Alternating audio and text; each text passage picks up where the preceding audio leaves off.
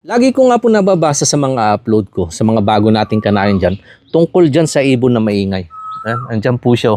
Hindi ko lang masyado may focus kasi lilipad nga yan. Lagi po sila nandito tuwing umaga at saka hapon kasi ito ang tinatambayan kong puno dito ay aratilis. Isa ho sa paborito nilang pagkain yan. Kapag tag-ulan, tumatahimik po yung mga yan.